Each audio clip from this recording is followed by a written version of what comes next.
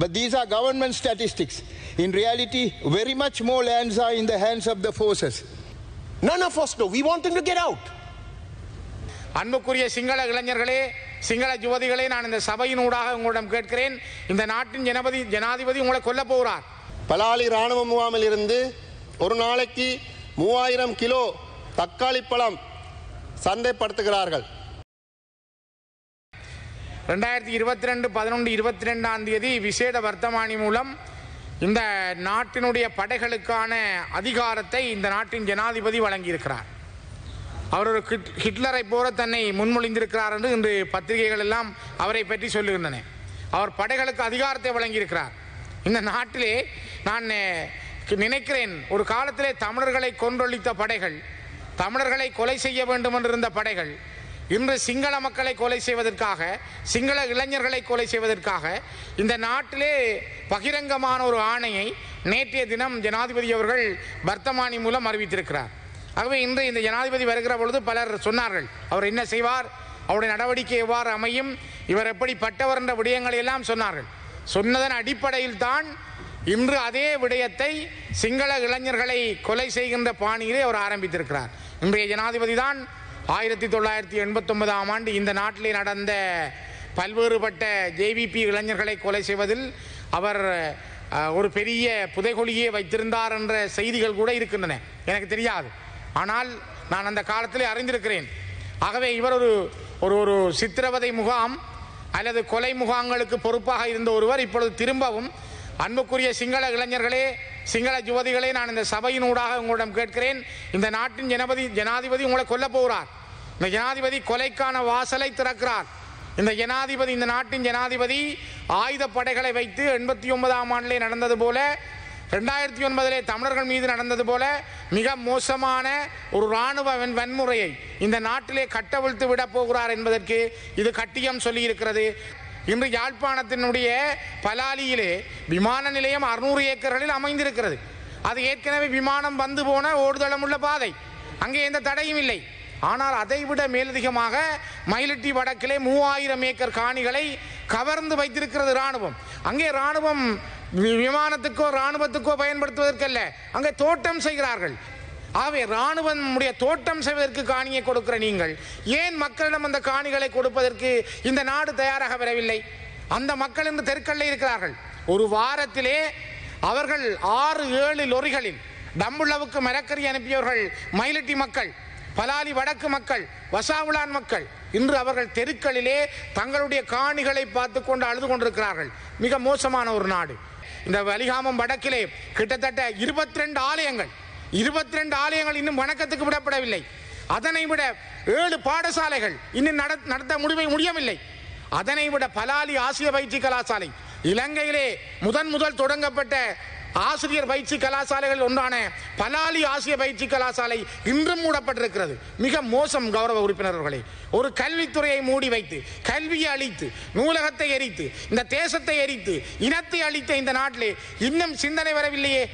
இந்த தொடர்ச்சியாக 2009ஆம் ஆண்டு யுத்தம் முடிவிட்டதன் பிற்பாடு அந்த காலத்தில் இராணுவத்தினர் பல ஏக்கர் இடங்களில் நிலை கொண்டிருந்தார்கள்.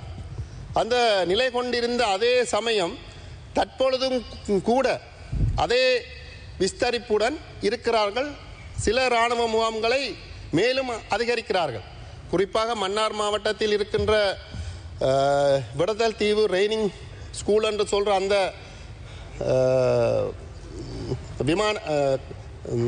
இராணுவத்தினுடைய பயிற்சி முகாம் ஏற்கனவே நான் நினைக்கிறேன் ஃபாரஸ்ட் திணைக்களத்திடம் இருந்து அவர்கள் 400 ஏக்கர் பெற்றுக்கொண்டதாக அவர்கள் அங்கே இருக்கிறார்கள். ஆனால் தற்பொழுது 1500 ஏக்கருக்கு மேற்பட்ட நிலங்களை அபகரித்து வைத்திருக்கிறார்கள். இதேபோல முல்லைத்தீவு மாவட்டத்தினுடைய வட்டுவால் பிரதேசத்தில் இருக்கின்ற கோட்டபாய கடற்படை முகாம் என்பது யுத்தத்துக்கு பிற்பாடு அந்த முகாம் அமைக்கப்பட்டது. தற்பொழுது 671 ஏக்கர் நிலங்களை கடற்படை வைத்திருக்கிறது.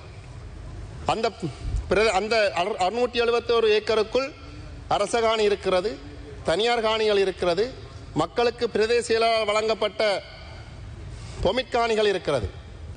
அண்மையில் வலிகாமம் வடக்கிற்கு நானும் கௌரவ பாராளுமன்ற உறுப்பினர் சிறிதரன் அவர்களும் சென்றிருந்தோம். மயிலட்டு பிரதேசத்தில் மக்கள் 91ஆம் ஆண்டு நினைக்கிறேன் அவர்கள் இடம்பெயர்ந்து இன்று வரை அந்த சொந்த நிலங்களுக்கு செல்ல முடியாமல் இருக்கிறார்கள். பலாலியினுடைய அந்த விஸ்தரிப்பு நிலங்களுக்குள் இருக்கிறது. அங்கிருக்கிற விவசாயிகள் விவசாயம் செய்ய நிலமில்லை. ஆனால் மருதனாமடம் சந்தைக்கு பலாலி இராணுவ முகாமில் இருந்து ஒரு நாளைக்கு 3000 கிலோ தக்காளி பழம் சந்தைப்படுத்துகிறார்கள். The simple formula to bring peace is to sideline the extremist elements within us and implement a moderate solution acceptable to all, realizing that the Tamils have lived continuously in this country from prehistoric times upon a determinable landmass with their own language, culture and civilization intact. Bringing peace into this country is not a difficult task for a leader with a vision. If the ethnic problems could be solved, the defense expenses can then be reduced drastically, and that can be used profitably on more deserved sectors of the country's economy. Instead, we are trying to safeguard the country from an enemy still unborn and unseen. To face an unborn enemy, over 100,000 military have been stationed in the north and east. Speaking of the north, where I was Chief Minister for 5 years after the war, the military has taken over several farms of the people and are cultivating them and pocketing the income, leaving the owners of such lands on the lurch, plundered out of their livelihoods. The army has misappropriated agricultural farms.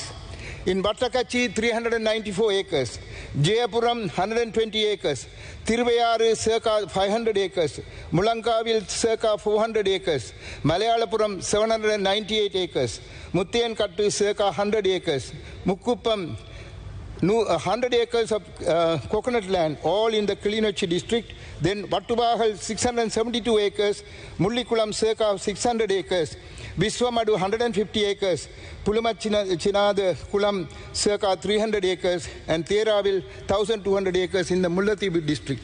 In addition, in the Kokkutodua in the Mullathievu district, 25 acres for each family was distributed for cultivation of kaju. All those lands have been appropriated by the army.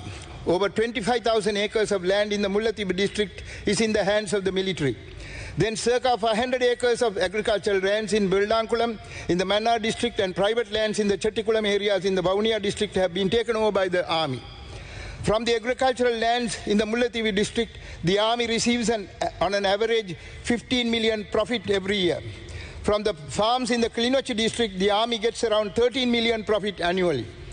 Lots of precious agricultural lands which could bring in substantial income for our people are today languishing in the hands of the forces.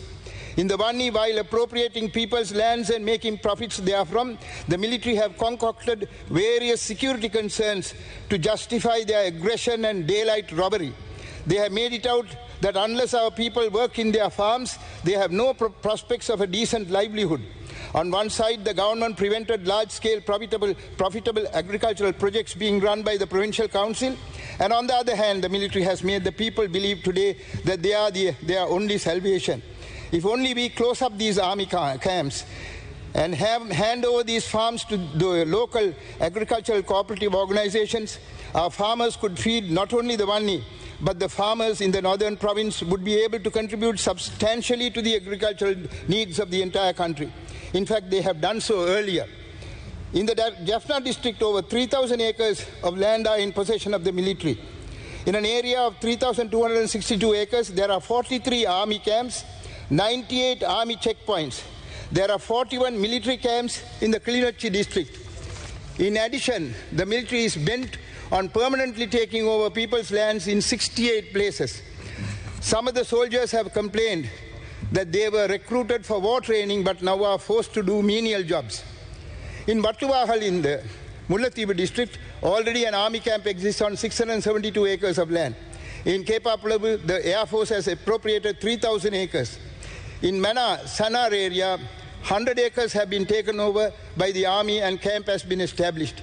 In Mullikulam, 600 acres have been taken over by the army. In Puliyankulam, in the Vavuniya district, the STF has taken over private lands and established camps. So too at the Marudode junction in Vavuniya. In Otisutan, in the Mullathievu district, on 15 acres of private lands, the army has built their camp. including the cemetery area at the Utisutan Junction. 50 acres have been seized and an army camp has been built. According to 2019 statistics, 679 acres of private lands and 3,178... Honourable member, you have 2 minutes. Yeah, thank you, sir. And 3,178 acres of state lands have been taken over by the military. But these are government statistics. In reality, very much more lands are in the hands of the forces. For example, opposite the Muruhandi temple on the A9 road, on the other side of the road where the temple stands, 1,702 acres of land is held by the military. Today we are debating the defense ministry. This ministry is the curse of the Tamil people, honorable presiding member. We have no qualms in saying that. We hate this ministry. It is singularly the most hated arm of government that we can think of. Today, under the defense ministry, you have a military, you have a navy, and an air force that have a presence in the northeast to such an extent that 1 in 14 is the ratio.